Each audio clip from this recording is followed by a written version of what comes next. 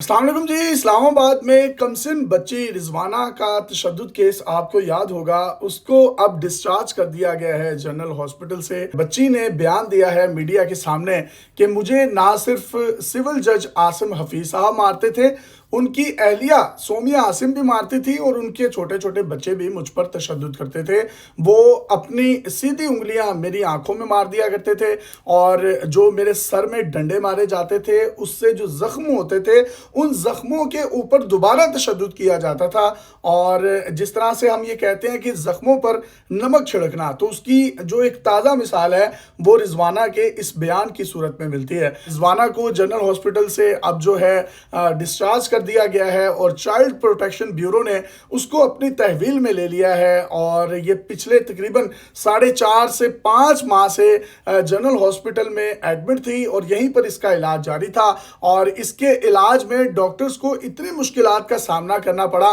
کہ وہ جب بھی اس بچی کے زخموں کو ہاتھ لگاتے تھے یا مرہم پٹی کی کوشش کرتے تھے تو یہ بچی کراہتی تھی اپنی درد سے، تکلیف سے، مطلب اسے اٹھا تک نہیں جاتا تھا، جس کے بعد انہوں نے اس بچی کے آپریشن کا فیصلہ کیا، اس کو بے ہوش کیا گیا اور اس کے بعد اس کے تمام تر زخموں کو جس طریقے سے وہ ریکور کر سکتے تھے انہوں نے ریکور کرنے کی کوشش کی۔ اس کو باقاعدہ طور پر ایک ایسے یونٹ میں رکھا گیا، اسپیشل یونٹ میں، جہاں پر اس کی نگہداشت اور اس کی ٹریٹمنٹ کے لیے 13 ڈاکٹرز کا بورڈ 24 گھنٹے جو ہے وہ کام کر رہا تھا، جس میں 3 شفٹوں میں ڈاکٹرز کام کر رہے تھے، 24 گھنٹے اس کا چیک اپ کیا جاتا تھا۔ بچے کی کچھ دن پہلے جنرل ہاسپٹل سے ایک ویڈیو وائرل بھی ہوئی تھی جس میں اس کو چلتا ہوا دیکھا جا سکتا تھا۔ اب بچی نے میڈیا سے بات کرتے ہوئے کہا ہے کہ جج صاحب اور ان کی اہلیہ دن میں 3 سے 4 مرتبہ مجھ سے صفائیاں کرواتے تھے، سبزیاں کٹواتے تھے، میں آٹا گوندتی تھی، مالکن کے ہاتھ میں جو چیز آتی تھی وہ مجھے مار دیا کرتی تھی۔ یہ کس کی بات کر رہے ہیں؟ جج عاصم حفیظ کی اہلیہ سومیہ عاصم کی۔ وہ سیدھی انگلیاں میری آنکھوں میں مار دیا کرتے تھے، ڈنڈے مارتے تھے، اس کے ساتھ ساتھ تشدد کا نشانہ بناتے تھے۔ میں نے کئی مرتبہ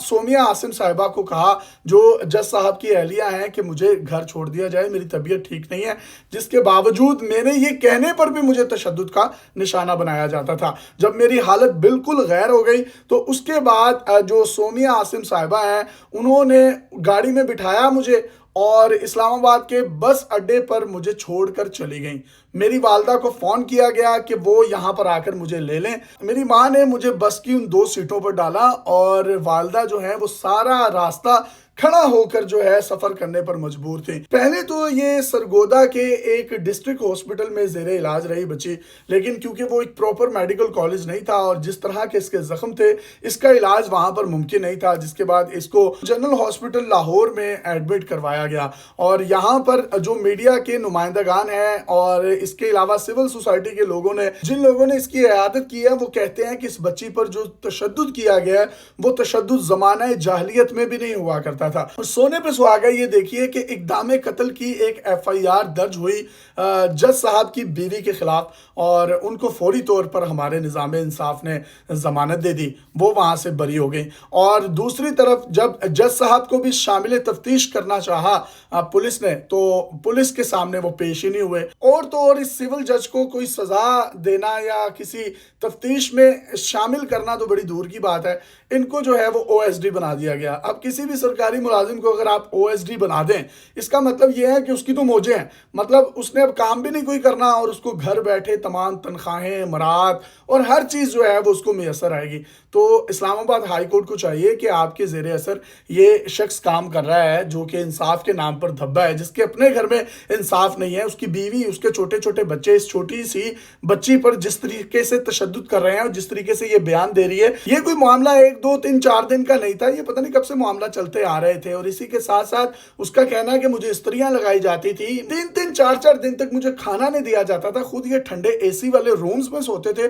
اور مجھے جو ہے بے یارو مددگار وہی جو ملازموں کا ایک گندا سا گھسا پٹا سا روم ہوتا ہے اس میں سلایا جاتا تھا۔ تو یہ تمام تر تفصیلات جو ہیں رضوانہ نے میڈیا سے گفتگو کرتے ہوئے بتائی ہیں، لیکن ہمارے نظام انصاف پر یہ زوردار تماچا ہے کہ جس کا ایک سول جج جس کا کام انصاف فراہم کرنا ہے، اس کے اپنے گھر میں اس کی اہلیہ وہ خود اس کے بچے ایک چھوٹی سی بچی پر تشدد کر رہے ہیں۔ یہ تمام لوگ جو ہیں چائلڈ لیبر کے خلاف ہیں، ان کا کام انصاف دینا ہے۔ جب انہی کے گھروں میں اس طرح کے بچے کام کریں گے، ان کے ان زخموں پر جہاں پر پیپ نکل رہی ہے، جہاں سے خون بہ رہا ہے، جہاں سے وہ درد سے کرا رہے ہیں، اسی پر ڈنڈے برسائے جائیں گے، سیدھی انگلیاں ان کی آنکھوں میں ماری جائیں گی، استریاں لگائی جائیں گی، اسی کے ساتھ ساتھ اس کو 4-4 5-5 دن کے لیے کھانا نہیں دیا جائے گا، اور وہ بچی جب بیمار ہو جائے گی اس کی حالت غیر ہو جائے گی اور آپ کو پتا چلے گا کہ یہ اب مرنے کے دہانے پر ہے، تو آپ اس کو اپنی ٹھنڈی کار میں بٹھا کر لاوارثوں کی طرح اس کو بس اڈے پر چھوڑ جائیں گے۔ وہ بھی اگر ویڈیو وائرل نہ ہوتی تو پتہ نہ چلتا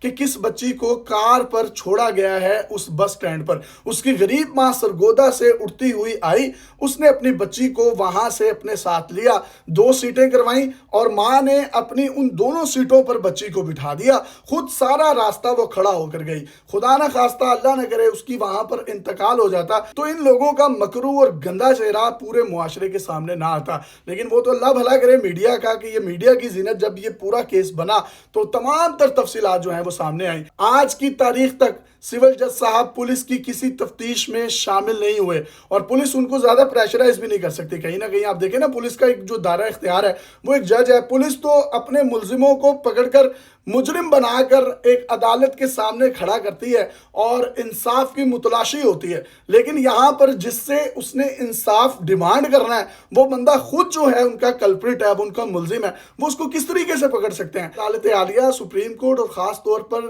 اسلام آباد ہائی کورٹ کو چاہیے کہ اس کو ٹیسٹ کیس بنائیں اور اس جج کے خلاف سخت سے سخت کارروائی کریں۔ اب کیونکہ بچی نے بیان دے بھی دی ہے اور اس کو شامل تفتیش ہونا چاہیے۔ اگر یہ شامل تفتیش نہیں ہوں گے تو ہماری عدلیہ اور عدلیہ کے اعلیٰ ججز پر لوگوں کا اعتماد نہیں بڑھ سکے گا۔ اگر آپ اس جج کو ٹیسٹ کیس کے طور پر کہیں سزا دلواتے ہیں، صرف اس کو سسپینڈ نہ کریں، اس کو کم از کم شامل تفتیش کریں، تو اس سے عدلیہ کا چہرہ جو ہے وہ نکھرا ہوا پوری قوم کے سامنے آئے گا۔ آپ کی ساکھ جو متاثر ہوئی ہوئی ہے، ہم دنیا میں پتہ نہیں کہا جاتا ہے کہ عدالتی نظام میں آخر میں ہے، کوئی تھرڈ لاسٹ ہے یا سیکنڈ لاسٹ ہے، تو اس کیس میں اگر کم از کم رضوانہ کو انصاف ملتا ہے اور اس جج کو، اس کی اہلیہ کو نظام انصاف کے کٹہرے میں لے کر آیا جاتا ہے تو عدلیہ کی ساکھ بھی بڑھے گی، ان کا جو ڈیمیج ہوا چہرہ ہے اس کو بھی کسی نہ کسی حد تک ٹھیک کرنے میں مدد ملے گی۔ لیکن اگر ہماری اعلیٰ عدالتیں اس کی پشت پناہی کریں گی تو یقین کیجئے انہوں نے اس جہان میں بھی جواب دینا ہے، اس جہان والوں کو، اس دنیا والوں کو،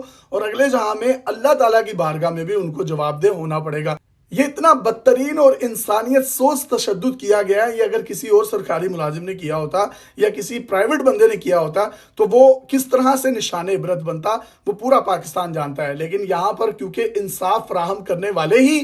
جو ہیں اس پورے معاملے میں پیش ہیں، اس معاملے کے ذمہ دار ہیں، نہ صرف وہ خود ہیں، ان کی پوری فیملی ہے، تو مجھے لگتا ہے ان کا کہیں نہ کہیں پر مینٹلی چیک اپ بھی کروانا چاہیے۔ اور اگر ان جیسے ذہنی مریضوں کو انصاف کے کٹہروں پر بٹھایا جائے گا تو وہ کس طریقے سے انصاف کر پائیں گے؟ جب وہ اپنے گھروں میں انصاف نہیں کر پاتے تو وہ رعایا کو، عوام کو، عام لوگوں کو انصاف کیسے دیں گے؟ یہ تمام تر تفصیلات ہیں، اس کی مزید جو بھی اپڈیٹس آئیں گی وہ ہم آپ کے ساتھ شیئر کریں گے۔